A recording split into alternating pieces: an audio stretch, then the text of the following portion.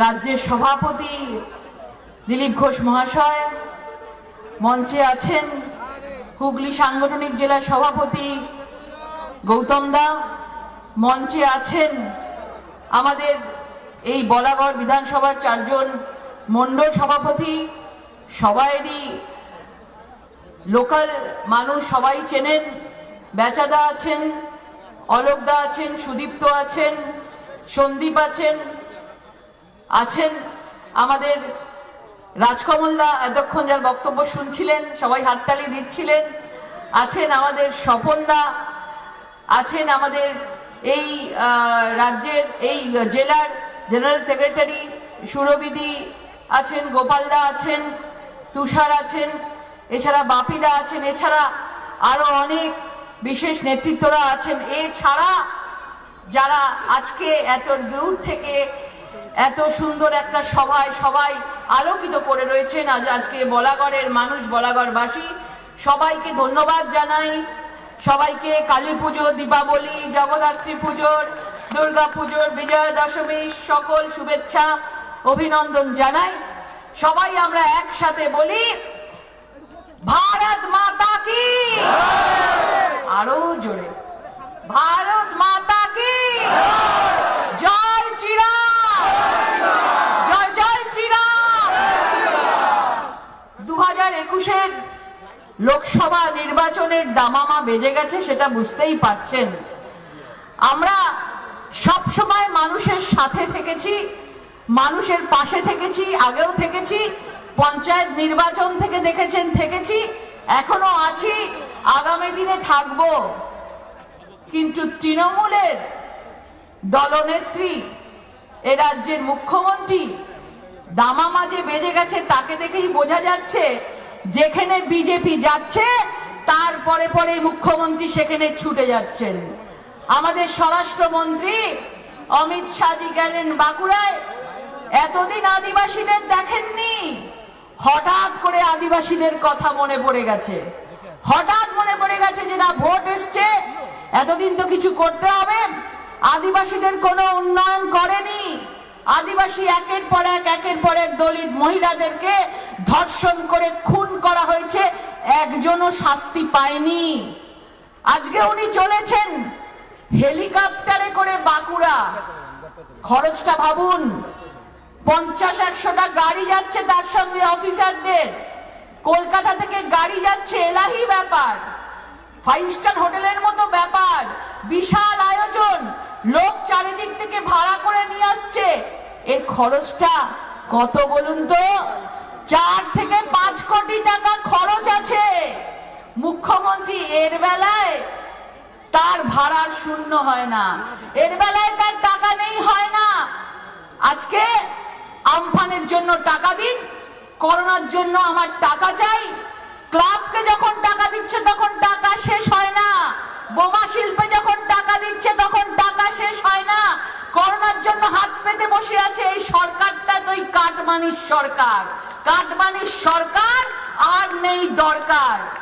আজকে বহিরাগতের তথ্য সারাক্ষণ দেখি, বহিরাগত বহিরাগত বহিরাগত এখন চলছে, বাঙালি অবাঙালি কিরকম ভাবে বিভেদ শুরু করেছে তিনি।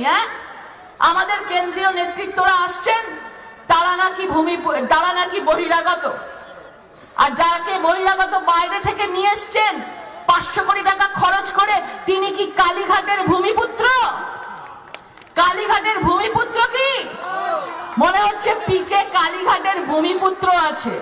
আর আমাদের সবাই কেন্দ্রীয় নেতারা সবাই আসছেন, তারা নাকি বহিরাগত, বাইরে থেকে রোহিঙ্গাদেরকে নিয়ে এসে এখানে জাল ভোটার আইডি কার্ড করে দিয়ে তাদেরকে বসিয়ে রাখা হয়েছে, আশ্রয় দেওয়া হয়েছে, সুন্দর করে বাড়ি বানানো হয়েছে, তোমরা থাকো, খাও দাও, শুধু আমাকে ভোটটা দিও। সব জাল ভোটারদেরকে নিয়ে আসা হয়েছে।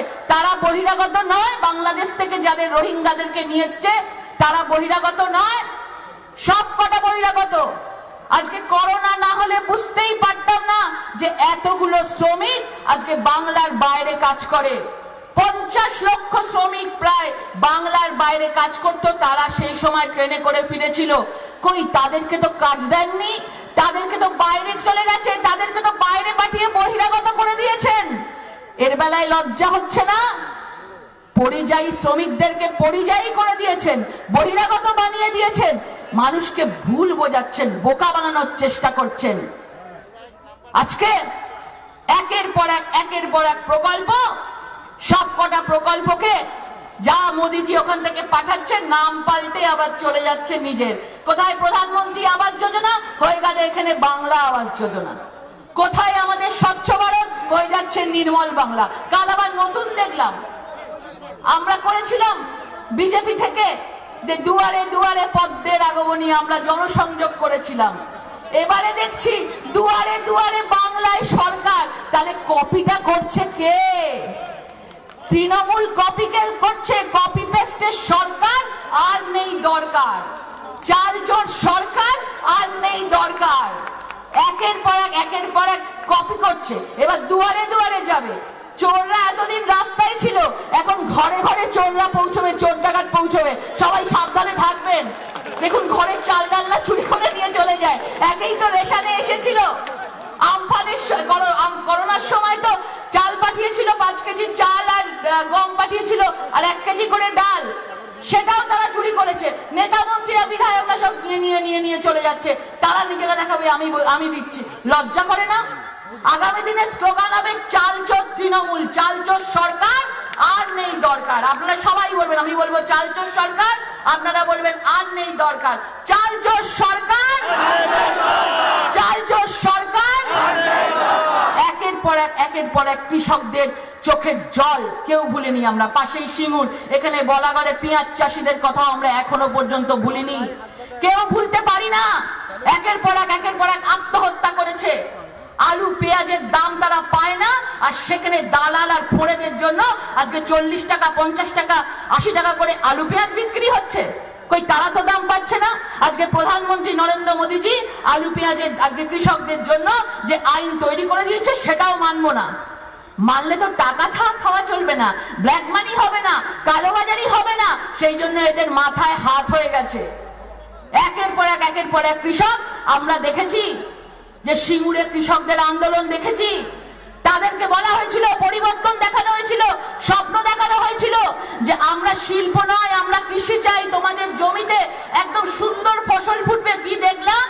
সর্ষে ফুল দিয়ে বড় বড় ঘাস হয়েছে দেখলাম, কাশ ফুল দেখতে পেলাম। আজকে একটা কৃষকের জন্য তারা কিচ্ছু করেননি, কোন কৃষকদের জন্য কিচ্ছু করেনি। আজকে আয়ুষ্মান ভারত, কিষাণ সম্মান নিধি আজকে এখানে ঢুকতে পর্যন্ত তারা দেয়নি, বাংলায় ঢুকতে পর্যন্ত তিনি দেননি।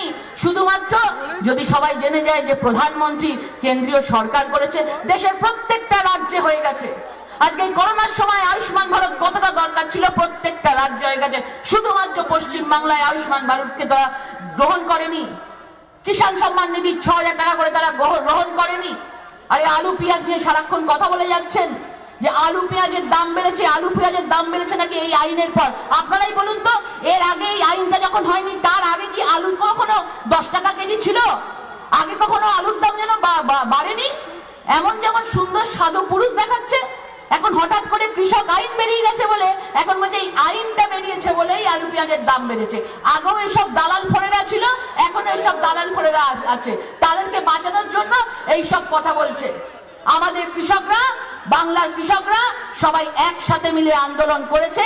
আমাদের কৃষক সুরক্ষা পদযাত্রায় সবাই পায়ে পায়ে 15 লাখ কৃষকের পরিবার আমাদের পায়ে সাথ মিলিয়েছে, এবং তারা নরেন্দ্র মোদীজির সাথে আছে, সব সময় তারা বলেছে। আজকে এই তৃণমূলের সরকার একের পর এক, এই হুগলিতে তো ছেড়েই দিন, গোষ্ঠীদ্বন্দ্বে ভরপুর হয়ে গেছে। হুগলির আর কিছু নেই। এই নেতা ওর নামে বলছে, ওই নেতা এর নামে বলছে, কে যে আসল নেতা সব বলে যাচ্ছে না, সব মস্তান হয়ে গেছে, কিচ্ছু আর নেই। হুগলির নেতাদের মধ্যে কোনো একতা নেই, কোনো দলবদ্ধতা নেই, শুধু কাটমানি ছিল, কাটমানি। এখন সরকার আসবে, এখন যে যার সম্পত্তি গুছিয়ে নিয়ে শুধু হাওয়া হতে চাইছে। সেই জন্য নিজেদের মধ্যে দ্বন্দ্ব শুরু হয়ে গেছে, কারণ জানে 2021 আর সরকার আসবে না। আপনাদের বলে দিচ্ছি, হুগলি এই লোকসভায় প্রত্যেকটা বিধানসভায় ভারতীয় জনতা পার্টির সরকার আসবে, ভারতীয় জনতা পার্টির প্রত্যেকটা ক্যান্ডিডেট মোদিজির সৈনিকরা জিতবে। যেরকম ভাবে আপনাদের আশীর্বাদে হুগলির সৈনিককে আপনারা জিতিয়েছিলেন, যেরকম ভাবে আপনাদের আশীর্বাদে 18 জন সৈনিককে আপনারা জিতিয়ে পার্লামেন্টে পাঠিয়েছিলেন। রাজ্যটা পুরো চারিদিকে ভরে গেছে কিসে? গরু চড়ে ভরে গেছে, কয়লা চড়ে ভরে গেছে, ত্রিপল চড়ে ভরে গেছে।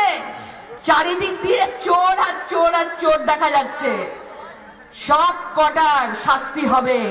সিবিআই একের পর এক ধরছে। আগামী দিন দেখবেন কালীঘাট থেকেও কিছু সিবিআই পাবে, তাদেরকে চোর ডাকাতকে পাবে। সবাই অপেক্ষা করে থাকুন, কারণ দোষ করলে শাস্তি পেতেই হবে, পেতেই হবে।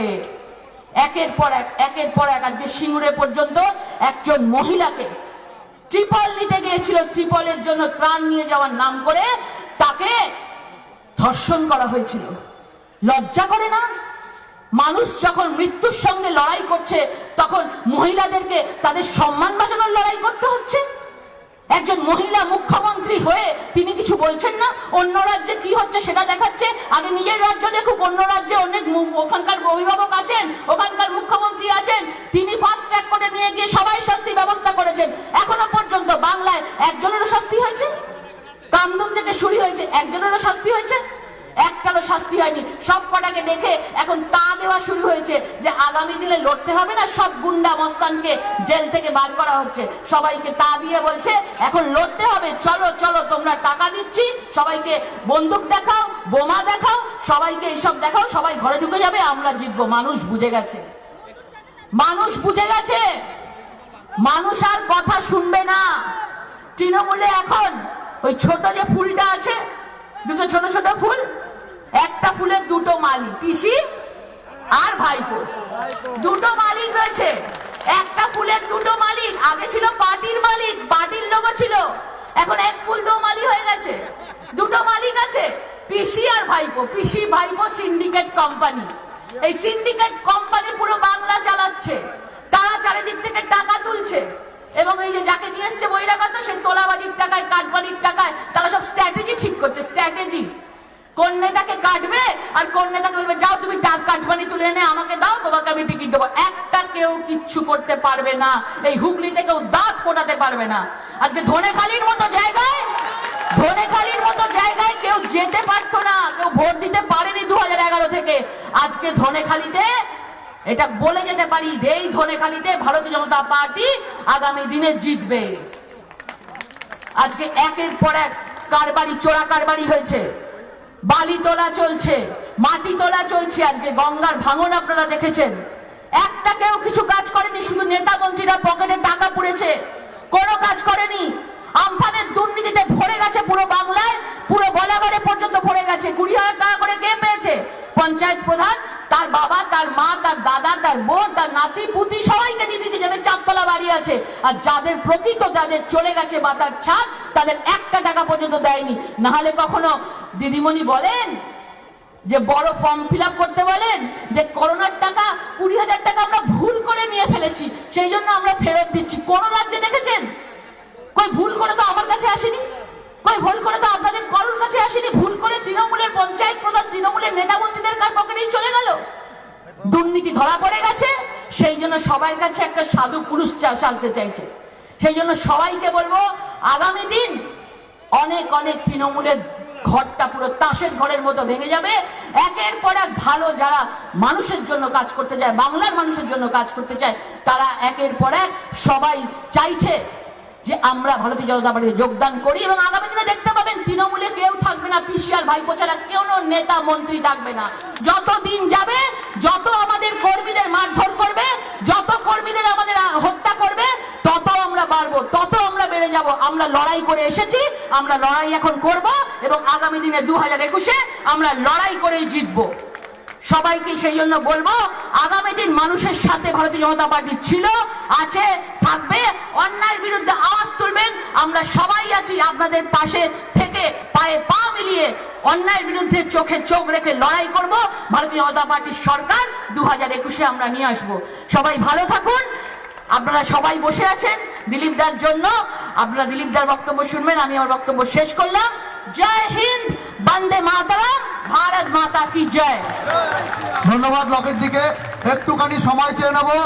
আমাদের বলাগড় বিধানসভার যে 4 প্রহরী আছে, বলাগড় বিধানসভার যে 4 মণ্ডল সভাপতি আছে, তাদেরকে বরণ করে নেবে জেপি 16 সভাপতি বেচু নায়ক মহাশয়কে, জেপি 14 জিএস দিলীপ কর্মকার। একটু অনুরোধ করবো তাড়াতাড়ি। আর জেপি 15 সভাপতি সুদীপ্ত ভট্টাচার্যকে বরণ করে নেবে JP 15 GS Shubhankar Das. JP 14 সভাপতি অলোক কুন্ডু মহাশয়কে বরণ করে নেবে প্রসঞ্জিৎ বিশ্বাস। জেপি 15 সন্দীপ সাধুকা মহাশয়। জেপি 13 সভাপতিকে রঞ্জিত হালদার। প্রত্যেককে তাড়াতাড়ি আসার ডাকা হচ্ছে।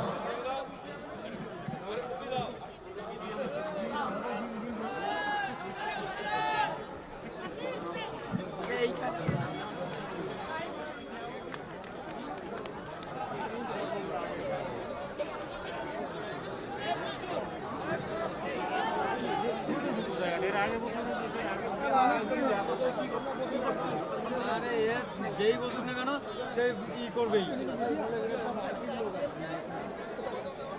ভারত মাতা কি জয় শ্রীরাম। আরে যে বিশ্বজিৎ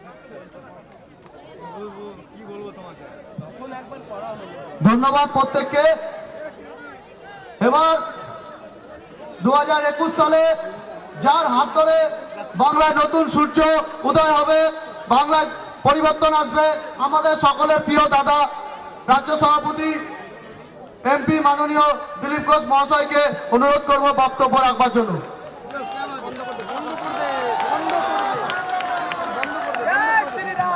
भारत माता की जगद्धात्री माई की वंदे मातरम। बीजेपी जिंदाबाद, नरेंद्र मोदी जिंदाबाद, जेपी नड्डा जिंदाबाद। অনেকক্ষণ ধরে আপনারা ভাষণ শুনছেন। এদিকে সন্ধ্যা হয়ে আসছে, ঠান্ডাও পড়েছে। দুর্গা পূজা, বিজয়া, দীপাবলি কেটে গেছে, ছট পুজো হয়ে গেছে, আজ জগদ্ধাত্রী পূজার শেষ দিন বিজয়া। আগের বিজয়া ভালো করে করতে পারিনি, আমরা ভয়ে ভয়ে ছিলাম। তাই জগদ্ধাত্রী পুজো, যেটা হুগলির পুজো, তার বিজয়া উৎসব আমরা উপস্থিত হয়েছি। আমি সবাইকে বিজয়ার প্রতি শুভেচ্ছা, ভালোবাসা এবং মায়ের কাছে সবার সুস্থতা কামনা করছি। আমি সকাল থেকে হুগলিতে আছি, চুচুড়ায় ছিলাম, চন্দননগরে অরবিন্দের আজকে সিদ্ধি দিবস সম্মান জানালাম, গুরুদুয়ারাতে গেলাম, আজকে তেগ বাহাদুরের বলিদান দিবস। এখন আমরা পৌঁছেছি সেখানে বলাগড়ের এই বিধানসভাতে, আমাদের জেলার শেষ বিধানসভা। বন্ধুগণ, হুগলির মানুষ লড়াকু, দেশপ্রেমিক, কিন্তু হুগলি জেলার নাম আসে না। কারণ এখান থেকে শ্যামাপ্রসাদের জন্ম, তার বাবা আশুতোষ মুখার্জির জন্ম এখানে জিরাটে, কিন্তু তারা কলকাতায় গিয়ে বড় হয়েছেন, তাই লোকে জানে কলকাতার লোক, আসলে তো হুগলির লোক। রাজা রামমোহন রায় আমাদের জেলার মানুষ, কিন্তু সারা বিশ্বে ছড়িয়ে গেছে তার নাম। কেউ মনে করেন তিনি হুগলির লোক, ভুলেই গেছে লোকেরা। শ্রী অরবিন্দ কোন নগরে জন্মেছিলেন? চন্দননগরে পড়াশোনা করেছিলেন এবং পশ্চিমবঙ্গ ছেড়ে যাওয়ার আগে আবার এখানে এসে চন্দননগরে ছিলেন। তারপরে এখান থেকে ছেড়ে চলে যান পন্ডিচেরিতে। রাসবিহারী বোসের মতো মহান ব্যক্তি, বিশ্ববিখ্যাত বিপ্লবী, তিনি কাঁপিয়ে দিয়ে আইএনএ তৈরি করেছিলেন, তিনিও আমাদের জেলা থেকে বড় হয়েছিলেন। এই সমস্ত শ্রেষ্ঠ মহাপুরুষরা হুগলিকে গৌরবান্বিত করেছেন। কিন্তু সেই হুগলির কি অবস্থা? বালি চোর, চাল চোর, পাথর চোর, কয়লা চোর, এই ধরনের লোকেরাই ভরে গেছে। দিদি বলছিল কি চলছে এখানে। আমাদের মাননীয় এমপি লকেট দি, যিনি সব সময় আপনাদের কথা পার্লামেন্টে তুলে ধরেন, আজকে এসছেন, জেলা প্রেসিডেন্ট এসছেন, আমাদের জেলা থেকেই ভাইস প্রেসিডেন্ট স্টেটের রাজকমল দা, আমাদের মোর্চার এবং অন্যান্য নেতৃবর্গ সবাই এসছেন। উদ্দেশ্য এই, আমরা এই মাথার থেকে নির্বাচন অভিযান শুরু করছি, ওইখানে গিয়ে সিঙ্গুর হয়ে আর ধনেখালি থেকে শেষ করব। 7টা বিধানসভা হুগলি থেকে আমরা জিতে 7 জন বিধায়ককে নবান্নে পাঠাবো বিধানসভায়। কি 7 জনই যাবে না কম যাবে? কোনো কম সম হবে না, পুরো ডিসকাউন্ট নেই। এমপি গেছে, এমএলএও যাবে। হ্যাঁ, 100% একদম। পঞ্চায়েত আমাদের নমিনেশন করতে দেয়নি, যেখানে করেছি আমরা সেখানে জিতেছি। কিন্তু জেনে রাখুন, এই ভোটটা দিল্লির দাদা করাবে, দিদির আর হবে না।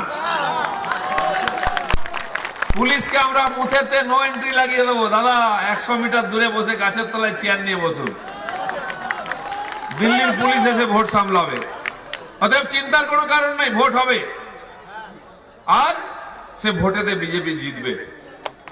যারা আমাদের এই জেলা শিল্পকে বন্ধ করে, এই জেলাকে বন্ধ করে দিয়েছে, আমাদের ছেলেদেরকে পরিযায়ী শ্রমিক করে গুজরাটে পাঠাচ্ছে, মহারাষ্ট্র পাঠাচ্ছে, তাদেরকে আমরা এখানে ভোট দেবো না। কি দেবেন? গঙ্গার পাড় ভেঙে যাচ্ছে, ওখান থেকে বালি তুলে নিয়ে চলে যাওয়া হচ্ছে। সারাই তো হচ্ছে না, রক্ষাও হচ্ছে না, মানুষের বাড়ি পড়ে যাচ্ছে, বাগান চলে যাচ্ছে। এখানে শুনলাম একটা সবুজ দ্বীপ বলে প্রকল্প হয়েছে।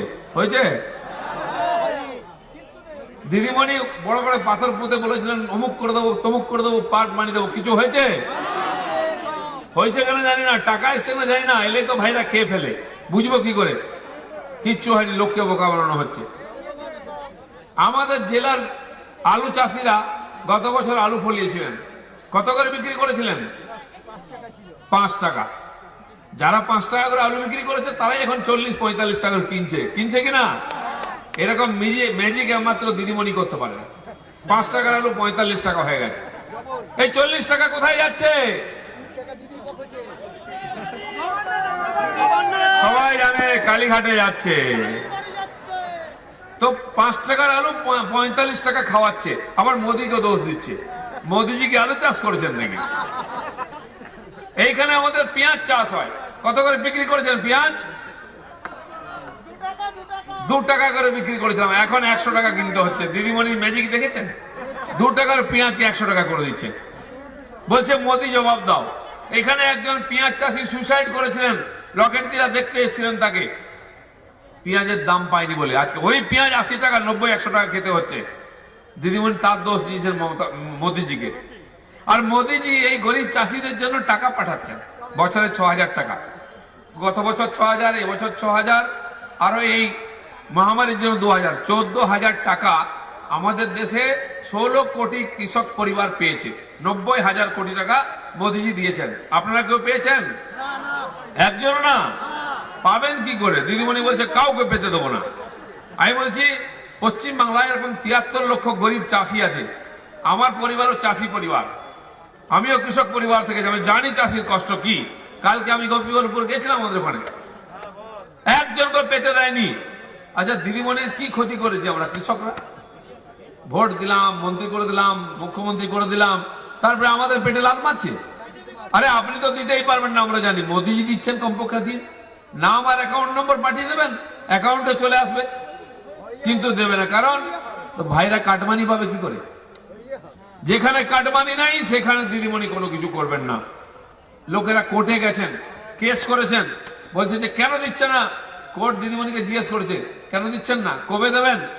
আমাদের কেন্দ্রের কৃষিমন্ত্রী তোমরজিকে উনি চিঠি লিখলেন, মন্ত্রী মশাই আমাদের 8,500 কোটি টাকা পাওনা হয় কৃষক সম্মান নিধি, আমাদের দিয়ে দিন, আমরা লোককে দিয়ে দেবো।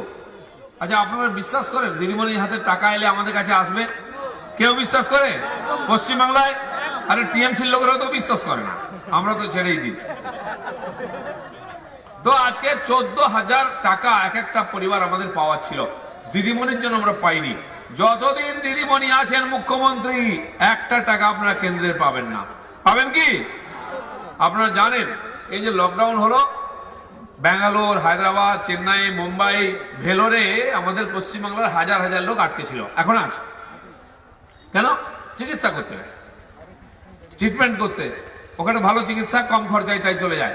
আচ্ছা, এখানে জেলায় জেলায় বড় বড় হসপিটাল তৈরি হচ্ছে, সুপার স্পেশালিটি হসপিটাল লেখা আছে, বড় বড় বাড়ি, 6 তলা 8 তলা, দিদিমণির শাড়ির মতো নীল সাদা রং করা। কেন যায় না লোকে? কে যাবে ওখানে? সামনে দরজা দিয়ে ঢুকুন, পেছন দিয়ে বেরিয়ে যান, বলো হরি হরি বল। কোনো চান্স নেই বাড়ি ফেরার। তো ডাক্তার নেই, ওষুধ নাই, নার্স নাই, বেড নাই, কেন যাব? লোক পয়সা খরচ করে, জমি বাড়ি বিক্রি করে, গয়না বিক্রি করে ভেলোর যাচ্ছে, চেন্নাই, মুম্বাই যাচ্ছে। ব্যাঙ্গালোরতে 6,500 লোক আমাদের বাংলার মানুষ মিছিল বার করেছিল, দিদিমণি আমাদের ফেরত নিয়ে যাও। টিএমসি হায় হায়, কারণ ট্রেন চললো, সব রাজ্যের ট্রেন ছড়ে যাচ্ছে, বাংলার কোনো ট্রেন নাই। রোজ লোকেরা পটলা পটলি নিয়ে স্টেশনে আসতো, বসে থাকতো, সকাল থেকে বিকাল যা ট্রেন পাবে চলে যাবে। না, টাটার ট্রেন চলে গেল, পাটনার চলে গেল, লখনৌ চলে গেল, হায়দ্রাবাদ চলে গেল, মুম্বাই চলে গেল, কলকাতার ট্রেন বলে না, নাই।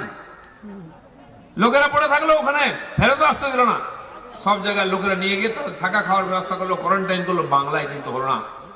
তো আমাদের জন্য যে 5.5 লক্ষ টাকা প্রতি বছর গরিব পরিবারের জন্য মোদীজি রাখলেন, আয়ুষ্মান যোজনার বীমা, কেউ পেয়েছেন আপনারা? সারা ভারতবর্ষে প্রায় 45 লক্ষ লোক পেয়ে গেছে, কার ট্রিটমেন্ট হয়েছে, কার অপারেশন হয়েছে। আপনাকে কিছু করতে হবে না, লিখে দিয়ে আধার কার্ডের নম্বর, অ্যাকাউন্ট নম্বর দিয়ে চলে আসুন, সরকার তাদের কাছে পাঠিয়ে দেবো হসপিটালে, আপনাকে কিছু করতে হবে না। দিদিমণি বলছে আমি জীবন সাথী করছি নাকি স্বাস্থ্য সাথী, জানি না কি জীবন সাথী না স্বাস্থ্য সাথী, কেউ তো তার সুবিধা পায় না। কারণ কি, এই হসপিটালে কেউ যায় না, ট্রিটমেন্টই হয় না। আমরা বাইরে যাচ্ছি, যদি আপনি স্বাস্থ্য বীমা আয়ুষ্মান যোজনার লাভ পেতেন, আপনি চেন্নাই, মেল্লাই, ভেলোর, মুম্বাই যেখানে যান, ওখানকার হসপিটালে সরকার টাকা দিত, আপনি ফ্রিতে চিকিৎসা পেতেন। দিদিমণি আমাদের লোকদেরকে বঞ্চিত করেছেন, চিকিৎসা দিতে পারেন না, করতে পারেন না। মোদি চাল পাঠাচ্ছেন, সেটাও চুরি হয়ে যাচ্ছে। দিদি বলছিল চাল চোর। শুনুন, আমি গত সপ্তাহে গেছিলাম হলদিয়া, পূর্ব মেদিনীপুরে, আমাদের মিটিং ছিল। এক জায়গায় সভা হচ্ছে আমাদের সকালবেলা, আর এক জায়গায় রান্না হচ্ছিল খাওয়া দাওয়া করার জন্য। আমরা খাওয়া দাওয়া করতে যখন পৌঁছলাম, বলে খাওয়া দাওয়া শেষ, বলে আমরা তো আসিনি। ওখানকার টিএমসির কাউন্সিলর লোকজন নিয়ে চলে এলো, জোর করে সব ভাত চাত খেয়ে চলে গেল। চাল চোর জানতাম, ভাত চোরও দেখা হচ্ছে। তো এরা এমন চোর হয়েছে, কিছুই ছাড়বে না, খুব সাবধান। চুরি করতে করতে এদের কোনো সীমা নাই। আবাস যোজনার টাকা চুরি করছে, রাস্তা চুরি, রাস্তা, জলের, ড্রেনের, বিদ্যুতের টাকা চুরি করছে, স্কুল বিল্ডিং এর টাকা চুরি করছে, পায়খানার টাকা চুরি করছে। চোরে করতে করতে মানুষকে সর্বশান্ত করে দিয়েছে। তাই মানুষ পরিবর্তন চাইছে। আমরা সেই পরিবর্তন জন্য লড়াই করছি, এর বিরোধিতা করছি, তাই আমাদেরকে কেস দিচ্ছে। এখানে হাজার হাজার লোক হবেন যার নামে বিজেপি কর্মীদের নামে ফলস কেস দেওয়া হয়েছে। একজনের নামে 3-4টে জেলাতে কেস দেওয়া হচ্ছে। আপনি ফেসবুকে দিদিমণির চাল চোরের কথা লিখুন, রাত্রেবেলা আপনার বাড়ি পুলিশ পৌঁছে যাবে এসে গাড়ি নিয়ে, বলছে ওঠো, তুমি এইসব লিখেছো, তোমার নামে এফআইআর হয়েছে। কেউ ফেসবুকে লিখলে কেস হয়, তাকে অ্যারেস্ট করতে পারে না সাইবার ক্রাইমে, কিন্তু আপনাকে থানায় নিয়ে গিয়ে হাতে হাতে একটা পিস্তল দিয়ে দেবে, না হলে 2 কিলো গাঁজা দিয়ে গাঁজা কেস দেবে, না হলে আর্মস কেস দিবে। পুলিশ ভয় দেখিয়ে রাখছে লোককে, যাতে কেউ কিছু না বলে। কিন্তু কি বন্ধ আছে? লোক তো রাস্তাঘাটে বলতে আরম্ভ করেছে। আর বলছি বলে 28,000 কেস আমাদের উপরে চলছে, লক্ষাধিক কার্যকর্তার উপরে, বাড়ি ছাড়া জেলের মধ্যে আছেন। আর শুধু তাই নয়, তাতে বন্ধ হচ্ছে না, আমাদের কার্যকর্তাদের খুন করা হচ্ছে, মেরে গাছে টাঙিয়ে দেওয়া হচ্ছে। প্রায় 120 জন কর্মীকে খুন করা হয়েছে। এরকম ভ্রষ্টাচারী, হিংস্র সরকার আমরা কোথাও দেখিনি। তার প্রতিবাদে লড়াই করছি আমরা। এই লড়াই চলবে। এই যে লুট চলছে, কৃষকদের পেটে পা দিয়ে লুট করা হচ্ছে। সরকার চালের, ধানের দাম গত বছর দিয়েছিল 1720 টাকা, কেন্দ্রীয় সরকার। এখানে কেউ 1720 টাকা বিক্রি করতে পারে না, কারণ ফড়েদেরকে 1200-1400 টাকায় বিক্রি করতে হয়। তার উপরে 500 টাকা নিয়ে নেয় বাড়িতে বসে বসে, বড় বড় গাড়ি করে ঘুরে বেড়াচ্ছে। টিএমসির ইলেকশন ফান্ডে টাকা দিচ্ছে, আলুর টাকা ইলেকশন ফান্ডে যাচ্ছে। পেঁয়াজ চাষ হয় এখানে, পেঁয়াজের আমরা কিনছি এখন 80-90 টাকা। কেন? গরিব চাষির প্রতি এরকম প্রতারণা কেন? এর উত্তর দিতে হবে। আর যতদিন এই সরকার থাকবে কিন্তু এর সমাধান হবে না।